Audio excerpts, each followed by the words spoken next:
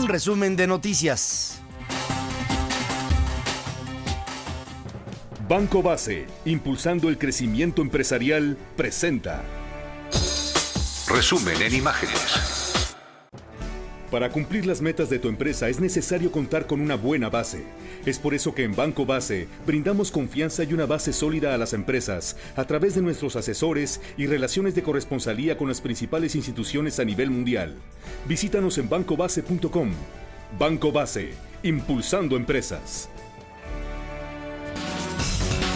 Se cayó la firma del Pacto por México, que había sido convocada para hoy al mediodía en el Teatro de la República en la ciudad de Querétaro. Había sido hecho una convocatoria el presidente de la República entrante, Enrique Peña Nieto, decir, bueno, ya, aquí está el entarimado, aquí está el andamiaje, ahora vamos a hacer el Pacto por México. Y es que el PRD no se pone de acuerdo internamente, todavía no hay un alcance en su agenda interna para llegar a lo que sería un consenso interno, y entonces se ve forzado el presidente nacional de ese partido político, Jesús Zambrano, a decir que no hay condiciones para firmarlo, pues cualquier resolución requiere del aval de los órganos colegiados de su partido, donde enfrenta, para variar, serias divergencias internas que incluso llevaron a su secretario general, Alejandro Sánchez Camacho, a decir que si Zambrano firma, entonces lo haría a título personal. Habrá, así lo estoy viendo, así por lo menos también recogiendo opiniones de nuestros compañeros de la dirección del partido. No vemos nosotros condiciones para firmar nada antes del 1 de diciembre. ¿Cuándo? Pues lo decidiremos también de manera conjunta cuando haya las condiciones suficientes para ello. Cuando haya las condiciones suficientes para... Allá en el año 3000 después de Cristo, seguramente ya el PRD se pondrá de acuerdo. Poco después de las 2 de la tarde, el equipo de transición había convocado a la prensa para el acto de firma del pacto que encabezaría Enrique Peña Nieto, pero una hora después de la convocatoria, esta se dejó sin efecto y se echó para atrás. O sea, todo el entramaje que estaba por dentro así como amarrado, yo le aseguro, por lo menos llevaban 2 meses negociándolo. Se vino, como diría Emanuel, todo se derrumbó y se derrumbó. Ahora, ¿qué creo? A ver si usted coincide conmigo. Si el PRI y el PAN son suficientes como para aritméticamente llegar a los acuerdos necesarios para México, no sé usted, yo hubiera echado para adelante el pacto. El pacto por México entre el PRI y el PAN, ¿a poco no es un pacto por México? Después de todo, es un pacto por quienes queremos ver acuerdos. Decía ayer Manlio, Fabio Beltrones, decía, el país está harto de tantos pleitos de la clase política y no puede tener más que la razón. No estamos hartos, estamos hasta ya sabe dónde. Y ya estuvo. Si el PRD no quiere jalar, con la pena y hasta luego.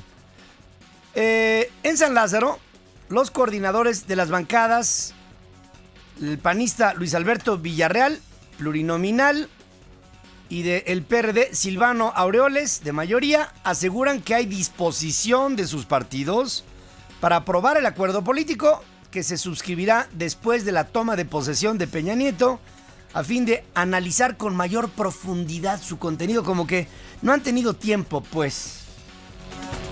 Siempre salimos los políticos o los partidos políticos con que no es el momento político adecuado para discutir cierto tema, que no es el momento político adecuado para firmar cierto o cual acuerdo. Y el país tiene esperando años y años y nunca es el momento político adecuado. Yo creo que los mexicanos no merecen pretextos. No está en veremos. El acuerdo va para adelante. Se tiene que concretar. Nosotros lo propusimos. No podemos ahora decir que no. Tenemos sí algunas reflexiones en torno a que debiera hacerse después del 1 de diciembre. Sí, lo que no dijeron fue el año. No dijeron el año, pero ya sería después del 1 de diciembre, dice el PRD. El viernes, insisto, Ese acuerdo debió haberse firmado. Si el PRD no quiere incorporarse al camino de los acuerdos, mire, el que acuerda, la palabra acuerdo viene del corazón, de incordere. Si tú estás haciendo un acuerdo, estás con el corazón poniendo las condiciones para que haya una vía común, porque partes del corazón. Si el PRD quiere firmar eso con las tripas, es que no lo firme, las tripas van a ensuciar, mejor el corazón. Y entonces no hay acuerdo, pues no puede haber acuerdo en donde no se quiere acordar. Por Dios, el acuerdo es no llevarte todo, sino lo suficiente como para quedar satisfecho. Ese es un acuerdo. El viernes por la tarde, el presidente electo daría a conocer la integración, O sea, se le cae el acuerdo y se supone que el viernes el presidente daría a conocer, el presidente entrante, su gabinete, según decía el propio Peña Nieto en Ottawa, los reporteros que lo acompañaban en la gira, o que lo acompañan. Respecto al equipo, nos vemos en la tarde del próximo viernes para darles mayores detalles, según comenta, ante la pregunta de si podría adelantar algunos nombres de colaboradores, que evidentemente pues, no los iba a adelantar. Esto quizá porque el Senado no se ha puesto de acuerdo sobre la reforma que propuso a la Ley Orgánica de la Administración Pública Federal para lo que quiere el equipo entrante, que es desaparecer a la Secretaría de la Función Pública para poner esta agencia anticorrupción y desaparecer a la Secretaría de Seguridad Pública como secretaría e insertarla a Gobernación. El dictamen no quedó listo para ser sometido al Pleno debido a que no hay acuerdos en las comisiones de Gobernación y Estudios Legislativos, pues el PRI no acepta que los nombramientos de los titulares de seguridad sean ratificados por esa Cámara, como lo propone el PAN, el PRD y el Partido del Trabajo, para garantizar, dicen, condiciones democráticas mínimas que eviten regresar a la utilización de los órganos de seguridad pública, o digamos de seguridad, con fines políticos, según el panista senador plurinominal Ernesto Cordero y el perredista plurinominal Miguel Barbosa.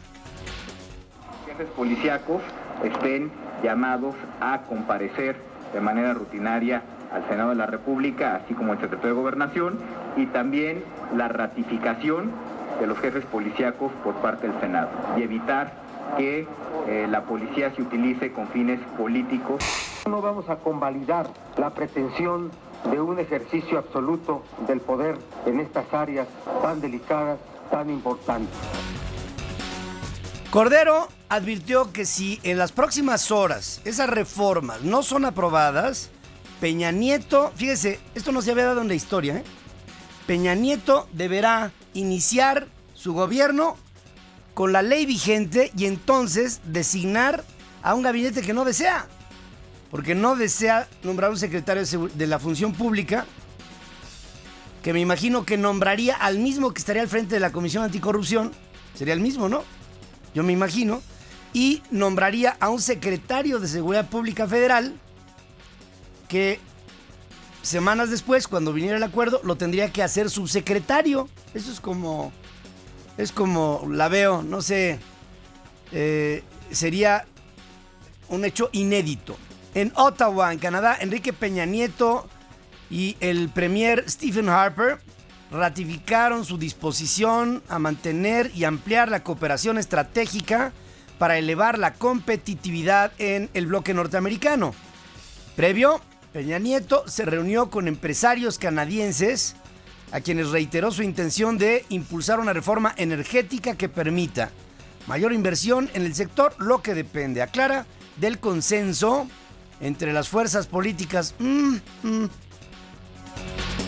Sobre todo a representantes de empresas, algunas de ellas que ya tienen presencia en México, algunas con interés de hacer importantes inversiones en México. Tengamos presente que hay más de 3,000 empresas de origen canadiense con inversión en nuestro país y que el interés nuestro es que México sea un importante receptor de mayor inversión. Por su lado, el premier canadiense habló de los procesos migratorios para permitir en un futuro, o sea, allá, eliminar los visados que impuso su gobierno ante el abuso que se dio por parte de mexicanos para pedir, así como el caso de Napoleón Gómez, ¿no? Urrutia, que al rato voy a hablar con su abogado, Napoleón Gómez Urrutia, por pedidos como ese. Entonces Canadá tuvo que meterle un candado a entrar a su país. Dice, estamos tratando de modificar nuestras leyes, tratando de hacer que todo esto tenga una congruencia con lo que son nuestros principios. A los dos países nos interesa la idea de tener un libre tránsito, pero nosotros debemos estar preparados para rendir ante este tránsito de fluir sin la visa, y para lo mismo primero tendríamos que estar listos y después poder obrar en consecuencia. El PT, el Partido del Trabajo, contempla realizar protestas al interior del Palacio Legislativo durante la sesión de cambio de poderes, mientras la senadora plurinominal Dolores Padierna insistió en que su partido aún no descarta el tomar la tribuna. ¿Por qué no? Dice ella, ¿no? Pero sí podemos decirle que va a haber protesta adentro del pleno. ¿Toma de tribuna o sin toma de tribuna? Eso está valorándose todavía. No está descartada, aunque la inmensa mayoría piensa que no debe de tomarse la tribuna. En su mensaje de despedida a la nación, que fue anoche en cadena nacional, el presidente Calderón agradeció al pueblo de México la oportunidad de haberse desempeñado en el cargo y aseguró que hoy el país es distinto y es mejor. Gracias a todas y a todos los mexicanos por su comprensión ante las muy difíciles decisiones que tuvimos que tomar para hacer frente a tantos y tan complejos desafíos. Más allá de mis capacidades y limitaciones, les aseguro que he puesto toda mi voluntad y mi entendimiento para construir el bien común de los mexicanos. Me voy con la conciencia de haber actuado en cumplimiento de mi deber y responsabilidad al servicio de México. He trabajado para dejar una patria más fuerte, con un mejor sistema de justicia, más sano y con una economía sólida. Deseo al gobierno que está por iniciar el mayor de los éxitos, porque quiero que le vaya bien a México. Quiero que le vaya bien a México, dice el presidente Calderón. Horas antes, inauguró en el Estado de México el primer tramo de 10 kilómetros de los 62 que tendrá el túnel emisor Oriente y la planta de bombeo del Caracol, que evitará inundaciones catastróficas en el Valle de México. Gracias a los mexiquenses y al gobernador Erubiel Ávila también por todo su respaldo, toda la cooperación que registramos, y les deseo lo mejor al Estado de México, a la gente de Ecatepec y de todos los municipios que tienen tantos problemas de miseria, de inseguridad, de servicios, de muchas cosas. Les deseo que puedan encontrar precisamente el camino de la prosperidad y de la construcción del bien común a través de la responsabilidad de sus autoridades. Enhorabuena. Yo diría de la responsabilidad de todos. Ya debemos de dejar nada más de hablar que la autoridad es la única responsable de que a este país le vaya bien. Ya dejemos ese tema. Las autoridades no son todo. Eso es lo que nos han hecho pensar y es por eso que estamos así como estamos. También estuvo en el municipio de Calpulalpan, allá en Tlaxcala, para la apertura de la zona arqueológica de Sultepec, Tecuaque, y más tarde supervisó obras de ampliación y remodelación de la Cineteca Nacional. El presidente Felipe Calderón entregará el mando a Enrique Peña Nieto en el primer minuto del 1 de diciembre, varias horas antes de la ceremonia que se dé allá en la Cámara de Diputados. Y aunque solamente será un acto protocolario, será a las 12 de la noche del viernes, este viernes, mañana. El evento se realizará en Palacio Nacional y serán testigos integrantes del gabinete legal y ampliado, entrantes y salientes, dignatarios que nos visiten para la toma del poder de Peña Nieto, y algunos otros invitados en una especie de cena en donde estarán conviviendo y presidiendo el presidente constitucional y el presidente entrante. Es un acto bonito porque habla de civismo, habla de gente decente, pues, que se reúne a cenar para entregar el poder. Yo creo que no puede ser mejor. Diputados del PRI y del PAN saludan la iniciativa del presidente Calderón para establecer la segunda vuelta electoral en la elección del titular del Ejecutivo e incluso adelantaron que podrían agregarla a los puntos de acuerdo nacional entre las fuerzas políticas. Mira, esta nota que le voy a decir no debemos ni de pelarla, pero en fin, ahí está y se lo tengo que informar. El narcotraficante Edgar Valdés Villarreal, mejor conocido como la Barbie, quiere chantajear a la autoridad para obtener privilegios en el penal de máxima seguridad donde está recluido, según dice el vocero de la Secretaría de Seguridad Pública Federal, José Ramón Salinas, ante acusaciones que lanzó el capo a través de una carta que publicó su abogada, Heréndira Jocelyn Guerra, en el Wall Street Journal y en otros diarios de circulación nacional. En el documento, la Barbie acusa al secretario de Seguridad Pública, Genaro García Luna, y a prácticamente toda la cúpula de mando de la corporación de haber recibido dinero suyo, que no es suyo, porque también el dinero de la Barbie, pues me imagino que no sea suyo, ¿no? Me imagino que es mal habido, y de otras organizaciones criminales. Las declaraciones de ese narcotraficante buscan desacreditar a la institución y crear obstáculos a los esfuerzos contra organizaciones criminales, dice el vocero de la Policía Federal. La Barbie está a la espera de un proceso de extradición a los Estados Unidos y su interés es que se sepa toda la verdad, según dice su abogada. Obviamente se ve una estrategia y además, yo no sé si hay un secretario... A ver, yo se lo pongo a usted a consideración. Aquí hay un secretario de Seguridad Pública Federal, se llama Genaro García Luna, y aquí hay un narcotraficante, confeso, y un hijo de toda su real madre que lo parió. ¿A quién le cree usted? Es más, le digo, y sobre el segundo, o sea, la Barbie, ¿usted le cree algo? Yo no le... O sea, si le pregunto la hora y me la dice, no se la creo. ¿Por qué rayos vamos a poner en entredicho a las autoridades en un tema como este? Usted dirá, es que así es la policía. Sí, por eso así es la Barbie. Entonces, es un círculo...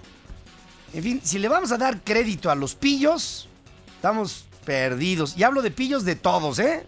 Porque mire que pululan, aquí pardellan, andan volando bajito, como a 1.5 metros del piso. En Morelos, las autoridades detuvieron a una banda de secuestradores encabezada por un joven de 17 años de edad. Esta pandilla se dedicaba al secuestro express de madres de familia cuando acudían a dejar a sus hijos a la escuela y pedían entre 25 y 30 mil pesos por el rescate. Este tipo de ejemplos debieran servir de escarmiento. Ojalá que haya algo. Ahora, el chavo tiene 17 años, no puede ser juzgado como adulto y ahí está la bronca, ¿no?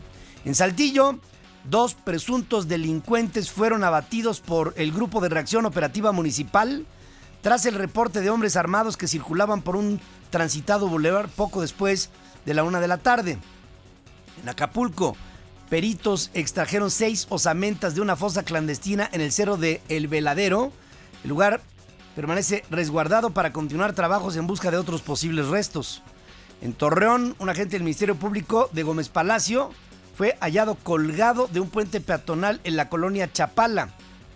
Salió libre bajo fianza el exalcalde de Tampico, este hombre Óscar Pérez Cinguanzo, que tantas quejas, que le habla, recibí de él, de parte de mucha gente allá en Tampico, quien me dijo, es que este no se robó la laguna de Carpintero porque no le dio tiempo.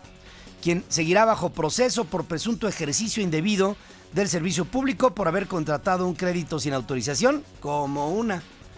En fin, habrá más. En Chiapas, el Instituto de Protección Civil mantiene un monitoreo de la erupción del volcán Santiaguito en la vecina Guatemala, aunque hasta el momento no hay reporte de caída de cenizas del lado mexicano.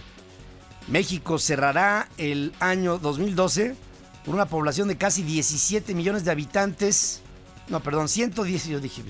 117 millones de habitantes, con una marcada disminución en la migración hacia los Estados Unidos y una migración interna relativamente estable, según informa el Consejo Nacional de Población. Las mujeres son mayoría, hay 59.800.000 mujeres, representan el 51% del total de la población. La tasa de natalidad es de 2.24 hijos por mujer y tiende a la baja, según dice el reporte del organismo. Si Estados Unidos llega al fiscal cliff, habría consecuencias en la economía del mundo, dice el presidente Obama, al urgir al Congreso a que se alcance un acuerdo sobre la reducción del déficit antes de la Navidad. Obama llama a los estadounidenses a que presionen a los republicanos para que cedan. Fíjese cómo en una democracia el presidente a quien llama para que se tomen decisiones es a la sociedad. No que las autoridades, a la sociedad. Dice Obama, llamo a my fellow American citizens a que presionen a los republicanos para que cedan en las negociaciones y permitan un alza de los impuestos a los más ricos. El presidente se reunió en la Casa Blanca con familias de clase media y ejecutivos de importantes multinacionales para conocer opiniones de la gente y recabar apoyos ante las discusiones que deberán evitar que a principios del año próximo suban los impuestos en lo general y se disparen los recortes de partidas presupuestales vitales, lo que podría hundir al país en una recesión. Fíjese, voy a tomar este ejemplo y nada más rápidamente imagínese usted que sobre el pacto por México hubiera habido una mugrosa reunión del sector político con la sociedad para decir, oigan, estamos haciendo esto, ¿cómo la ven? No, todo tiene que ser Dolores Padierna y René Bejarano y Manlio Fabio y el Cordero. ¿Por qué? Y le voy a decir ¿por qué? Porque nosotros queremos, porque nosotros lo dejamos. Este jueves, el secretario del Tesoro Timothy Geithner, allá en Estados Unidos, designado como negociador por el presidente Obama, irá al Congreso para continuar las negociaciones para este fiscal cliff. Descarta la Casa Blanca que el republicano Mitt Romney pueda incorporarse al gabinete de Barack Obama. El presidente no tiene en mente una asignatura específica para el gobernador Romney, dijo el vocero Jay Carney, sobre la posibilidad de que este sea nominado como secretario de Comercio.